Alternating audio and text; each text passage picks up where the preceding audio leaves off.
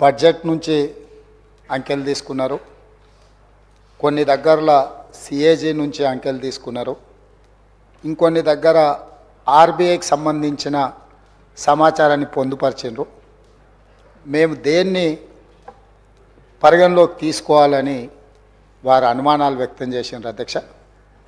అధ్యక్ష, ఈ ప్రభుత్వము వాస్తవ పరిస్థితులను ప్రజల ముందలు పెట్టి తెలంగాణ రాకంటే ముందు ఉన్న పరిస్థితులను, తెలంగాణ వచ్చిన తర్వాత 10 సంవత్సరాలలో ప్రజలు అనుకున్న గత ప్రభుత్వం తీసుకున్న నిర్ణయాలు, ఆ నిర్ణయాల వల్ల వచ్చిన ఫలితాలు, దుష్ఫలితాలను ప్రజల ముందు పెట్టి ప్రజాస్వామిక పద్ధతిలో ఈ చట్టసభలో చర్చించి వాస్తవాలను ప్రజలకు వివరించి భవిష్యత్ కార్యాచరణను తీసుకోవాలన్న ఆలోచనతోటే సమర్థవంతమైన ప్రతిపక్షంగా మీ సలహాలు సూచనలు తీసుకొని ప్రజలకు మంచి చేయాలన్న ఉద్దేశంతో నిస్సహాయులకు సహాయాన్ని అందించడమే కాకుండా నిజమైన అర్హులకు మాత్రమే సంక్షేమాన్ని అందించి అర్హులైన వాళ్లకు అవకాశాలు కల్పించి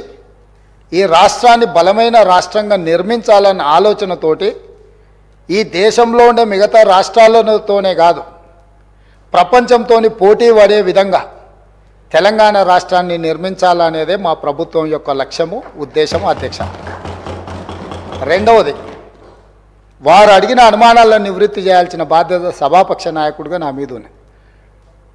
బడ్జెట్ ఎస్టిమేట్స్ కానీ యాక్చువల్ ఎక్స్పెండిచర్ని మనము చర్చించాల్సి వచ్చినప్పుడు వివిధ బడ్జెట్లను మేము కొలబద్దగా తీసుకొని అక్కడి నుంచి సమాచారాన్ని సేకరించినాం.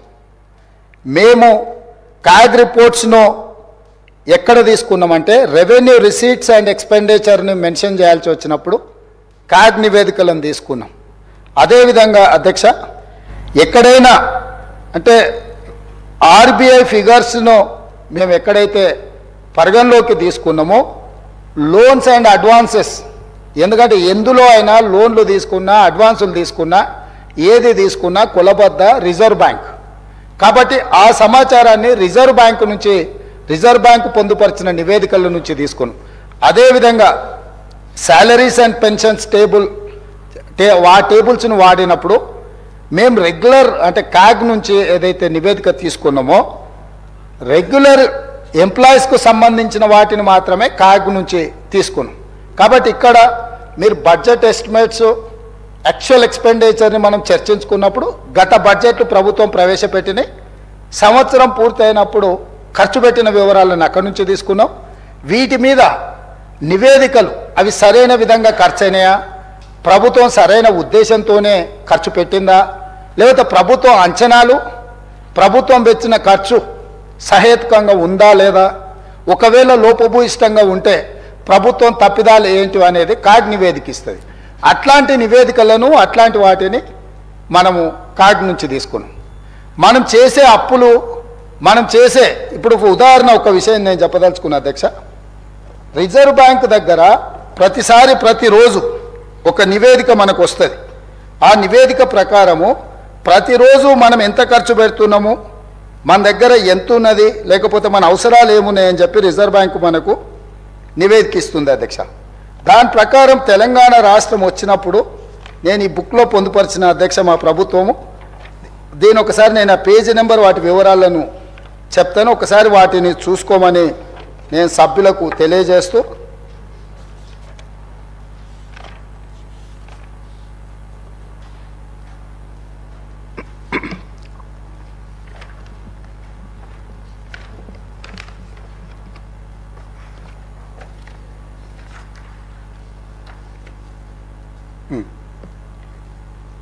ప్రభుత్వం యొక్క ఆదాయము అవసరాలకు సంబంధించి రిజర్వ్ బ్యాంకు ప్రతిరోజు ప్రభుత్వానికి సమాచారం ఇస్తుంది, finance secretary through finance minister and state government.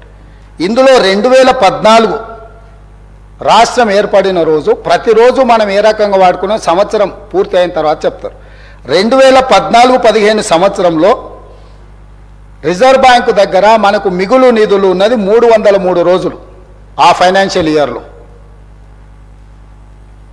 BRS గత ప్రభుత్వము సమర్థవంతమైన ఆర్థిక మంత్రిగా హరీష్ రావు గారు ప్రస్తావన చేస్తూ వారు ఆర్థిక మంత్రిగా ఉన్నప్పుడు 2022-23లో 37 రోజులు మాత్రమే, అదేవిధంగా 2021-22లో 57 రోజులు మాత్రమే, 2020-21లో 122 రోజులు మాత్రమే, అదేవిధంగా 2023-24 ఇప్పటి వరకు నవంబర్ 23 వరకు కేవలం 30 రోజులు మాత్రమే.